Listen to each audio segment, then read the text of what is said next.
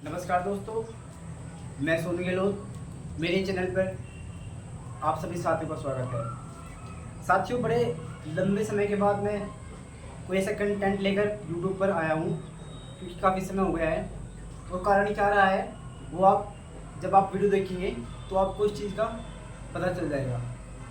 दरअसल बात यह है कि हाल ही में एक यूपी टीजीटी और पीजीटी का मैंने एक इवेंट रखा था, जिसमें एक एग्ज़ाम लिया था मैंने। उसमें क्या हुआ कि बच्चों ने कुछ ऐसे क्वेश्चन गलती किए हैं जो बहुत सिंपल है, और वो क्वेश्चन ही आपको मेरिट के अंदर और बाहर करते हैं।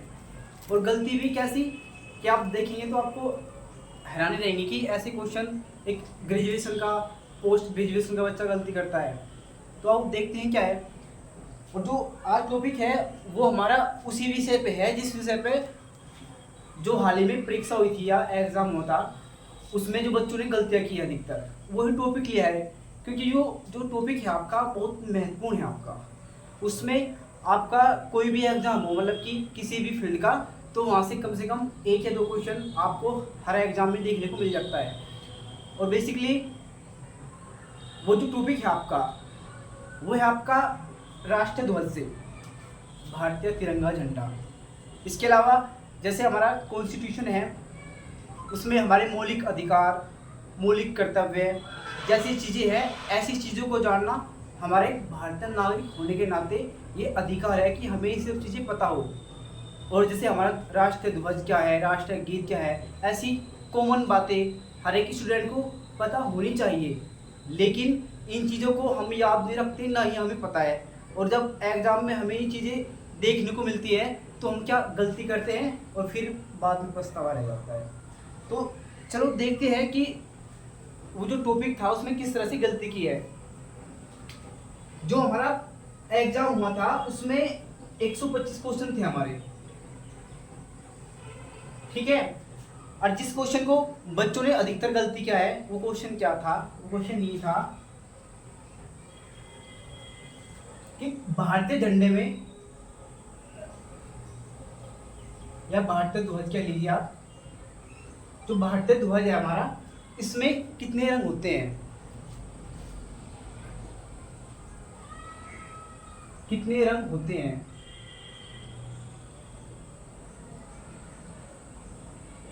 तो ऑप्शन में था आपका 3 रंग, बी ऑप्शन में था आपका 4 रंग, सी ऑप्शन में था आपका 5 और डी ऑप्शन में था आपका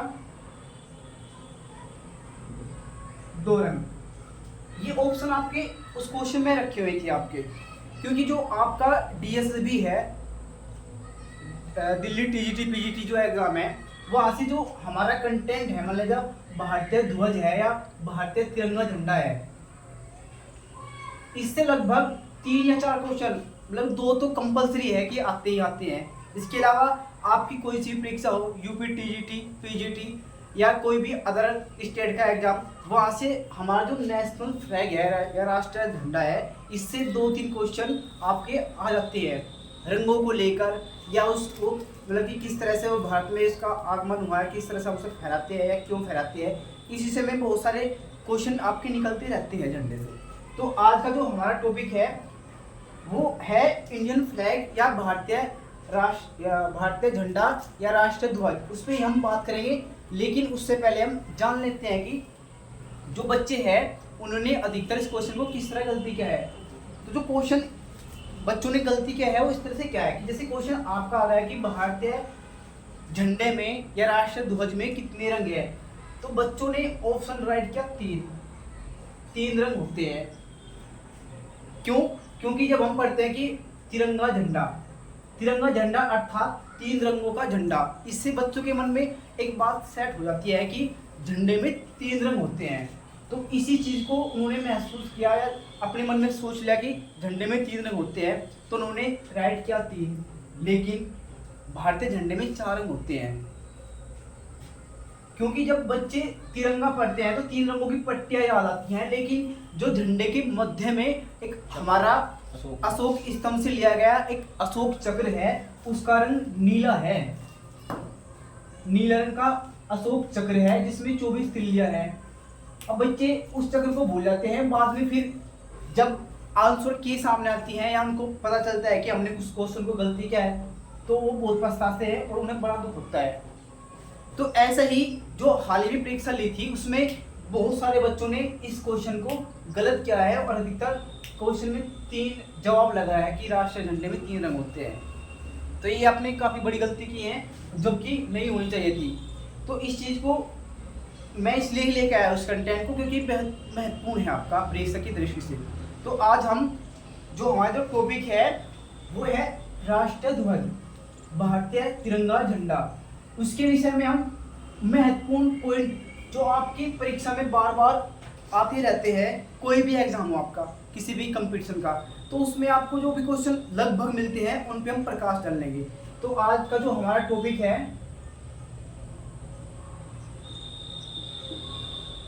जिस पे हम डिस्कस करेंगे वो है हमारा राष्ट्रीय ध्वज।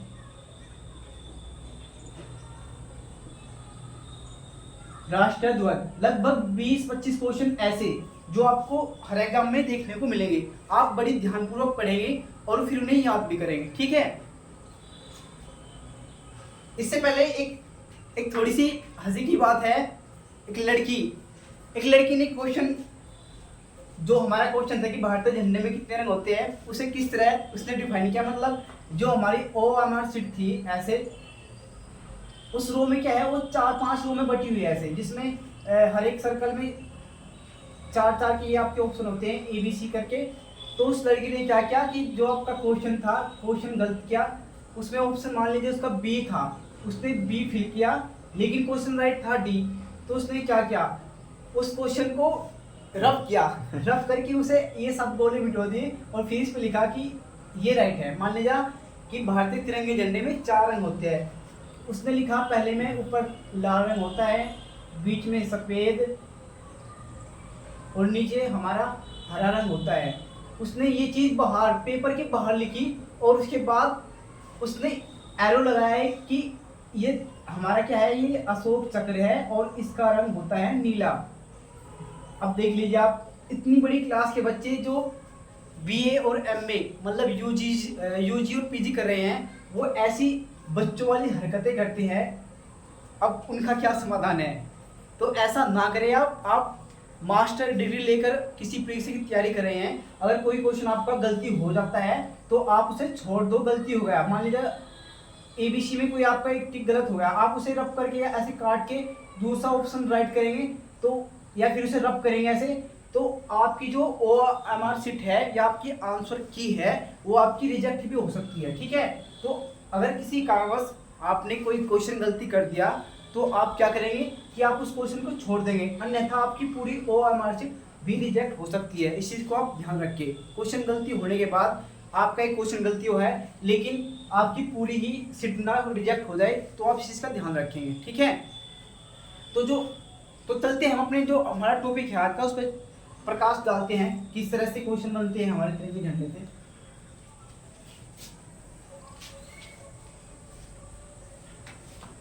पहले हम जानेंगे कि जो हमारा भारतीय तिरंगा झंडा है उसका प्रारूप क्या है।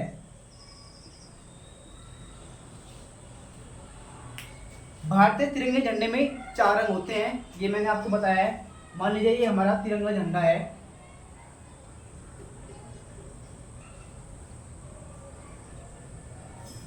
चौबीस तिल्लियाँ है, कभी कमबत्ती हो जाए, कभी आप कमेंट करके बोल ले, बस ऐसे ही आपको समझाने के लिए। ये हमारा क्या है, राष्ट्र ध्वज है, राष्ट्र तिरंगा है। मान लीजिए ध्वज तो किसी भी देश का हो सकता है, लेकिन जो भारत का जो राष्ट्र ध्वज है वो है तिरंगा, ठीक है। तिरंगा इसमें 3 रंग है, जिसमें सबसे ऊपर पट्टी है उसमें केसरिया रंग है, केसरिया।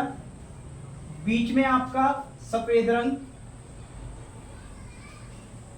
और नीचे आपका हरा रंग, और जो मध्य में आपका ये चक्र है ये आप हमारा नीले रंग का है, नेवी ब्लू करके आपका ऑप्शन में आता है। तो कई बार आपसे क्वेश्चन इस तरह से पूछ लिया जाता है कि जो भारतीय तिरंगे झंडे में केसरिया रंग है, केसरिया रंग है वो किसका प्रतीक है, और ये आपका सफेद रंग है ये किसका प्रतीक है, हरा रंग किसका प्रतीक है। तो जो केसरिया कलर है आपका वो साहस और बलिदान का प्रतीक है। आप याद रखेंगे कि जो केसरिया रंग है हमारा ये साहस,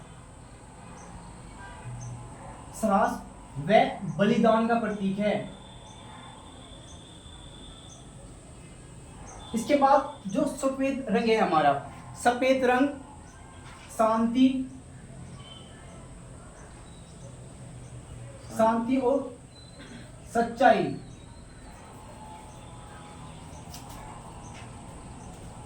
शांति और सच्चाई का प्रतीक है। और हरा रंग हमारा जो है वो हरियाली व खुशहाली, हरियाली और खुशहाली का प्रतीक है। ये चीजें आपकी पूछी जाती है, ठीक है। आपका केसरी रंग साहस व बलिदान का प्रतीक है, सफेद रंग शांति और सच्चाई का प्रतीक है, हरा रंग आपका हरियाली और खुशहाली का प्रतीक है। इसके अलावा जो हमारा नीला अशोक चक्र है वो प्रतीक है हमारा भारत की निरंतर गति का प्रतीक है। जो भारत प्रोग्रेस कर रहा है या नए नए आविष्कार कर रहा है तो उसका प्रतीक हमारा नीला चक्र है, ठीक है। निरंतर गति का प्रतीक हमारा अशोक चक्र है। ये थे हमारे झंडे के प्रारूप जो है इसका, ठीक है। अब आपका एक क्वेश्चन ये भी डीएसएसबी में पूछा गया था, जो आपकी दिल्ली की टीजीटी और पीजीटी की परीक्षा है DSSB, उसमें आपका एक क्वेश्चन आया था शायद 2018 या 21 में कि जो संपूर्ण झंडा है ये किसका प्रतीक है। हरा जन बताओ क्या, क्योंकि हर एक कलर को तो हमने डिफाइन कर लिया कि केसरिया रंग साहस बलिदान का प्रतीक है या और रंग किस किस का प्रतीक है। लेकिन अगर आपसे पूरे झंडे के बारे में क्वेश्चन कर लिया जाए कि हमारा जो तिरंगा झंडा है वो संपूर्ण तिरंगा झंडा किस चीज का प्रतीक है, तो जो संपूर्ण झंडा है हमारा, संपूर्ण तिरंगा झंडा, उसका अर्थ या ये प्रतीक किसका है, तो ये है हमारा भारतीय एकता, भारतीय एकता अखंडता, भारतीय एकता अखंडता और भारतीय गौरव, भारतीय गौरव का प्रतीक है, ठीक है। संपूर्ण तिरंगा झंडा भारतीय एकता अखंडता और भारतीय गौरव का प्रतीक है। ये क्वेश्चन आपका आ चुका है, इसलिए आप इसे भी याद रखेंगे, क्योंकि क्वेश्चन बार बार रिपीट होते रहते हैं एक वर्ष छोड़ के अगले वर्ष। तो आप जो भी आपके प्रीवियस पेपर पे क्वेश्चन आए हुए हैं आप उनको दोहराते रहेंगे और याद करते रहेंगे। इसके बाद जो हमारा झंडा है इसका जो रेशियो है या इसका अनुपात है, यहाँ से भी आपका एक क्वेश्चन निकलता है कि भारतीय तिरंगे झंडे का अनुपात कितना है। तो भारतीय तिरंगे झंडे का जो अनुपात है वो है आपका 3:2। एक नंबर का क्वेश्चन है ये। क्वेश्चन यूपी टीजीटी और पीजीटी में पता नहीं कितनी बार रिपीट हो गया है, लगभग हर बार ये क्वेश्चन आपको देखने को मिलता है कि जो भारतीय झंडा है उसका अनुपात कितना है, तो 3:2। 3 आपका ये लंबाई में और चौड़ाई में आपका 2, ये आपका अनुपात है तिरंगे झंडे का। इसके बाद एक क्वेश्चन आपका, एक या अनेक क्वेश्चन है आपके, हम बारी बारी से डिस्कस करते रहेंगे।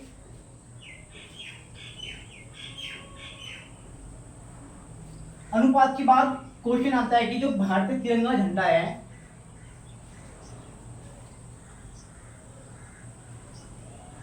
इसके मानक, ये भी इंपोर्टेंट है, क्वेश्चन भी आपका कई बार रिपीट हो चुका है कि जो भारतीय तिरंगा झंडा है, झंडे की जो मानक है, भारतीय झंडा है राष्ट्रध्वज, राष्ट्रध्वज, राष्ट्रध्वज कितने मानकों में विभक्त है,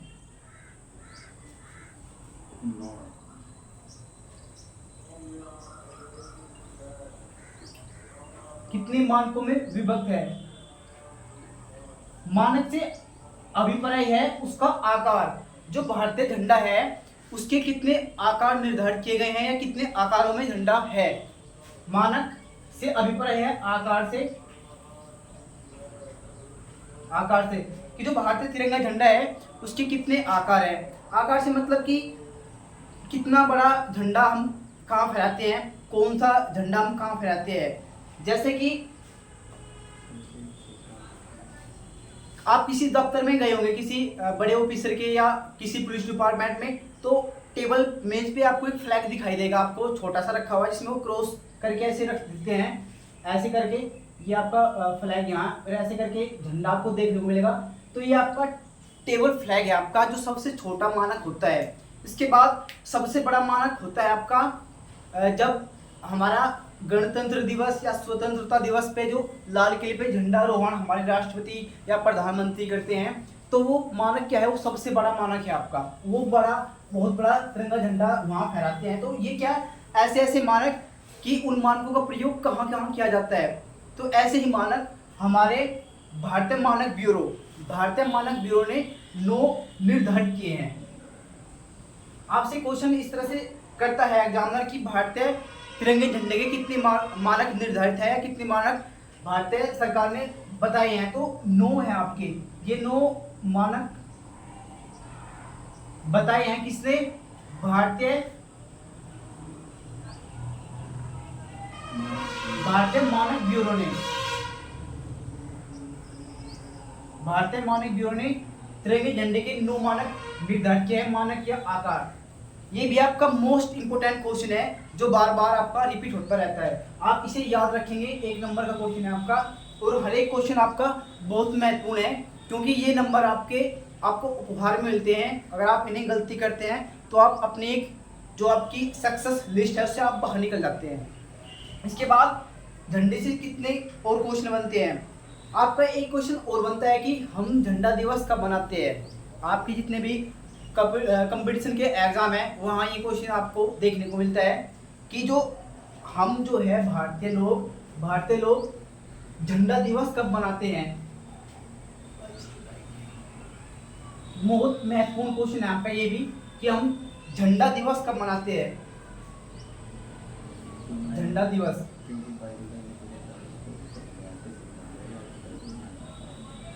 दिवस हम 22 जुलाई को मनाते हैं। 22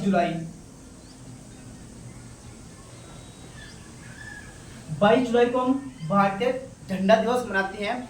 अगर आपसे कोई ये पूछे कि हम 22 जुलाई को ही झंडा दिवस क्यों मनाते हैं और कोई दिन क्यों नहीं मनाते, तो जो भारतीय संविधान सभा है, भारतीय संविधान सभा ने 22 जुलाई 1947 को राष्ट्र ध्वज को स्वीकार किया था या अपनाया था। राष्ट्र ध्वज को स्वीकार किया था या अपनाया था। स्वीकार किया था 22 जुलाई 1947 को संविधान सभा ने राष्ट्र ध्वज को स्वीकार किया था, इसलिए हम 22 जुलाई को झंडा दिवस मनाते हैं। फिर जो एक क्वेश्चन आपका ये निकलता है कि जो झंडा समिति के अध्यक्ष कौन थे, राष्ट्रीय झंडा समिति के अध्यक्ष कौन थे, तो इसके जो अध्यक्ष थे वो थे डॉक्टर राजेंद्र प्रसाद झंडा समिति के अध्यक्ष थे। ये भी आपका राजेंद्र प्रसाद, ये भी क्वेश्चन आपका बहुत महत्वपूर्ण है और आपसे पूछा जा सकता है कि 22 जुलाई को हम झंडा दिवस मनाते हैं, लेकिन झंडा समिति के अध्यक्ष कौन थे, तो हमारे डॉक्टर राजेंद्र प्रसाद जी थे। इसके अलावा एक क्वेश्चन आपका ये बनता है कि जो भारतीय तिरंगा झंडा है हमारा, ये हमने सबसे पहली बार कब फहराया था और कहाँ फहराया था। इस चीज का दरअसल साथियों ये जो क्वेश्चन है ये आपके कॉमन क्वेश्चन है, और एक भारतीय होने के नाते आपको अपने संविधान के जो उसमें निर्धारित है मौलिक अधिकार, मौलिक कर्तव्य, राष्ट्रीय खेल, राष्ट्रीय पर्व, आपको इन सब चीज़ की जानकारी होनी चाहिए, ठीक है, एक भारतीय होने के नाते। अगर आप ऐसा नहीं करते तो ये आपके लिए बहुत गलत बात है। तो भारतीय तिरंगे झंडे को पहली बार कब फहराया गया था और कहाँ फहराया गया था, तो भारतीय तिरंगे झंडे को 1906 में पहली बार कलकत्ता में फहराया गया था। 1906 को कलकत्ता में पहली बार फहराया गया था और क्यों फहराया गया था? स्वदेशी बहिष्कार के लिए। आपसे क्वेश्चन ये भी हो सकता है कि पहली बार तिरंगा झंडा कोलकाता में 1906 में फहराया गया था, लेकिन क्यों? तो ये झंडा स्वदेशी बहिष्कार के लिए, स्वदेशी बहिष्कार के लिए पहली बार 1906 में झंडा फहराया गया था, स्वदेशी बहिष्कार के लिए।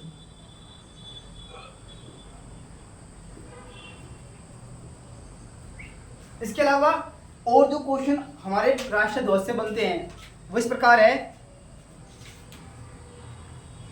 कि जो भारतीय तिरंगा झंडा है वो 1906 से अब तक कितनी बार बदल गया है, उसका जो प्रारूप है कितनी बार बदल गया है। तो भारतीय तिरंगे झंडे का जो स्वरूप है वो 1906 से लेकर 1947 तक लगभग 117 वर्षों में, लगभग 117 वर्षों में जो तिरंगा झंडा है वो 6 बार 117 इंक डाल दे। एक मिनट इंक डाल दो, ठीक है। इंक डाल दे सामने वही है, बस रुक नहीं बस। साथियों इंक खत्म हो गई थी तो थोड़ा सा बीच में झिलमिल हुई होगी तो उसको स्वीकार करना। तो हम कहा थे कि जो भारतीय झंडे का जो स्वरूप है, मतलब कि जो उसका जो बदलाव है वो कितनी बार हुआ। तो 1906 से लेकर 1947 तक लगभग 117 वर्षों में भारतीय झंडा 6 बार बदला गया।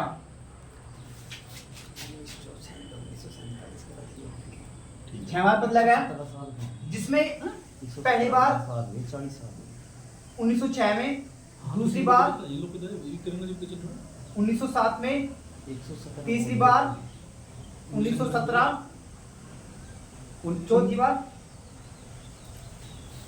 चौथी बार आपका 1921 में, पांचवी बार 1931 में और लास्ट बार आपका 1947 में। जो वर्तमान में आप झंडा देखते हैं वो अब वर्तमान में जो झंडा है आपका तिरंगा झंडा, हमारा जो झंडा है उसका जो स्वरूप है वो 1947, मतलब कि भारत स्वतंत्र हो गया था। स्वतंत्रता के बाद भारत का झंडा एक बार भी नहीं बदला गया, इससे पहले 6 बार बदला गया था। इसमें जो आपकी जो 6 डेटें हैं, इसमें से जो एग्जाम में बार बार जिस पे क्वेश्चन बनता है वो आपका एक तो 1906 वाला है इम्पोर्टेंट, जो आपका कई बार पूछ लिया गया है। उसके साथ आपका 1921 का झंडा है, क्योंकि यहाँ महात्मा गांधी का सम्मान आता है और बार बार क्वेश्चन यही DSSB का जो एग्जामिनर है वो इसी टारगेट करता है 1921 वाले को। ठीक है, इसमें क्या चीजें हैं, जो आपका झंडा है इस चीज को आप नेट पे सर्च करके खुद देखना, ताकि आपके दिमाग में ये पिक्चर सेट हो जाए। जो झंडे के रंग है पहली बार ऊपर नीचे रंगों में फिर बदल था, कोई कलर ऊपर नीचे हुआ था, उस चीज को आप खुद से देखेंगे तो आप उस चीज को ज्यादा से दिमाग में रख पाएंगे। ठीक है, तो वर्तमान में जो झंडे का अभी मैंने बताया कि वो अब ऐसा है, ठीक है, लेकिन कई बार उसमें चरखा था, चांद सितारे थे, वगैरह वगैरह बहुत सारी चीजें थी। इसके बाद 1947 का जो झंडा है, ये 3 डेट के जो झंडे हैं आप इन्हें एक बार अच्छे से एनालाइज करना, वो चीज को देखना, जिससे आपको इन चीजों को आप दिमाग में रख ले अपने मन में। ठीक है, वैसे DSSB के अलावा कोई और एग्जामिनर इतना डीप नहीं पूछता, लेकिन आपका DSSB का PGT का और TGT का एग्जाम जो नज़दीक है उसके लिहाज से आप इन चीज़ों को बार बार देखेंगे। इसके साथ हम चलते हैं कि जो तो नहीं, हाँ ठीक है, तो इसके बाद जो अगला क्वेश्चन है हमारा, एक जो आम नागरिक है, जैसे हम लोग आम नागरिक है, आम नागरिकों को झंडारोहण करने का अधिकार कब मिला था और किस डेट को मिला था, ये क्वेश्चन भी आपका परीक्षा की दृष्टि से बहुत महत्वपूर्ण है। इस पर भी आप ध्यान रखेंगे, क्योंकि जितने भी क्वेश्चन मैं आपको बता रहा हूँ या मतलब कि करा रहा हूँ, ये क्वेश्चन सभी के सभी बहुत महत्वपूर्ण है और ये बार बार पूछे गए क्वेश्चन है आपके DSSB में और नेट की परीक्षा में भी यहाँ से क्वेश्चन आए हुए हैं। तो आप किसी भी पॉइंट को हल्के में ना ले, सभी आपके लिए बहुत महत्वपूर्ण है। अच्छा, क्वेश्चन क्या था हमारा कि जो आम नागरिक है, आम नागरिक को झंडारोहण करने का अधिकार कब मिला था? ये मिला था 26 जनवरी मार कर बदलते रहे वो मार दो 2002 मार कर बदल दो मतलब मार कर कोई दिक्कत नहीं है ये तो होता जाता रहता है तो आम नागरिक को झंडा रोहण करने का अधिकार 26 जनवरी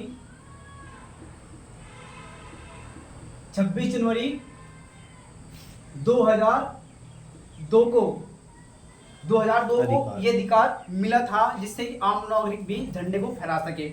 इसके अलावा झंडे के कोई और बहुत सारी चीजें हैं, जैसे कि झंडा, प्लास्टिक का झंडा हमें नहीं फहराना चाहिए, या झंडे को हमें किसी अवस्था में ऐसे फेंकना नहीं चाहिए। तो बहुत सारी चीजें हैं जो बेसिक हैं, ये चीज़ आप देख लेना, लेकिन ये एग्जाम के लिहाज से नहीं है। जो एग्जाम के पर्पज से आपकी इंपॉर्टेंट चीजें हैं वही आप जान लेंगे, ठीक है। इसके अलावा अगला पॉइंट आपका ये बनता है कि जो हमारा झंडा है, गणतंत्र का इंपॉर्टेंट क्वेश्चन आप पे भी डीएसवी में पूछा गया है आपका फर्स्ट पेपर में कि गणतंत्र दिवस के दिन ध्वजारोहण कौन करते हैं? गणतंत्र दिवस के दिन ध्वजारोहण कौन करता है? ध्वजारोहण कौन करता है? गणतंत्र दिवस के दिन ध्वजारोहण कौन करता है? तो भारत के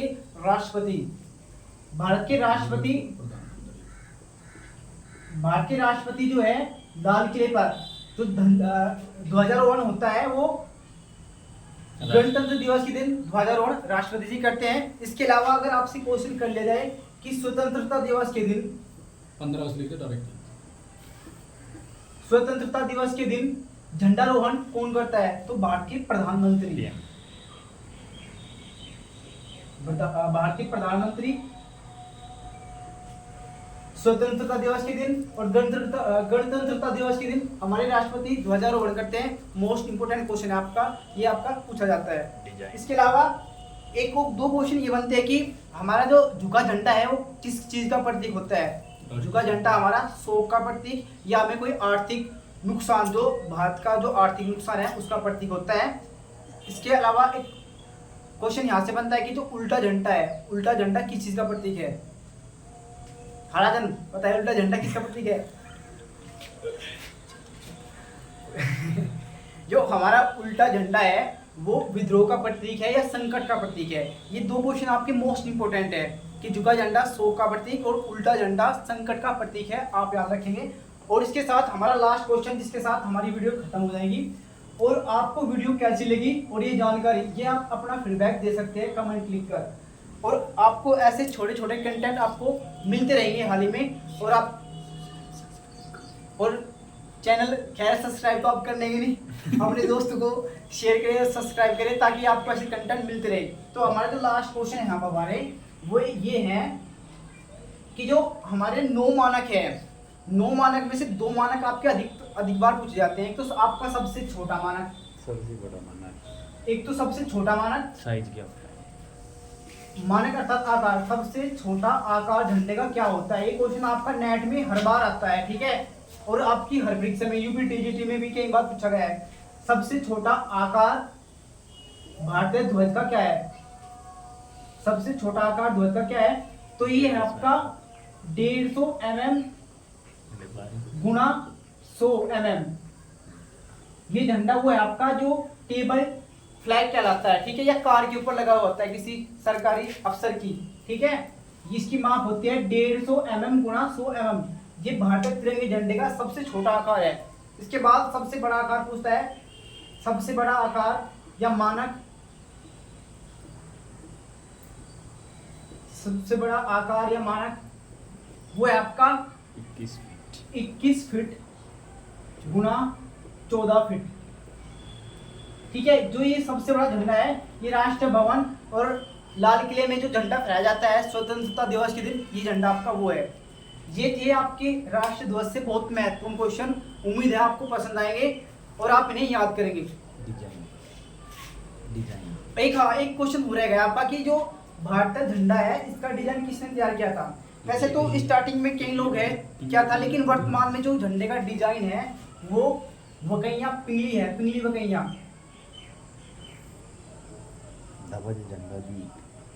पिंगली वकैया जी है, पिंगली वकैया जी है। इसने क्या किया था? डिजाइन तैयार किया था। डिजाइन तैयार किया था भारतीय तिरंगे झंडे का। इसके साथ एक हमारा है कि जो हमारा झंडा गीत है वो हमारा कौन सा है, विजय विश्व तिरंगा प्यारा झंडा ऊंचा रहे हमारा, ये हमारा झंडा गीत है। राष्ट्रीय गीत हमारा वंदे मातरम है, ये चीज भी आपको याद होनी चाहिए। और हमारा झंडा गीत किसने लिखा था? श्यामलाल, ये थे श्यामलाल गुप्त पार्षद जी। ये भी आपका इंपोर्टेंट क्वेश्चन है कि हमारा झंडा गीत किसने लिखा था? झंडा गीत किसने लिखा था? ये लिखा था श्यामलाल गुप्त पार्षद जी। श्यामलाल गुप्त पार्षद जी ने हमारा झंडा गीत लिखा था। आप इस चीज को भी याद रखेंगे। इसके साथ हमारे दोस्तों वीडियो समाप्त होती है। उम्मीद है आपको ये कंटेंट अच्छा लगा होगा और अपना फीडबैक जरूर दें, लाइक सब्सक्राइब जरूर करें। जय हिंद दोस्तों, मिलते हैं अगली वीडियो में।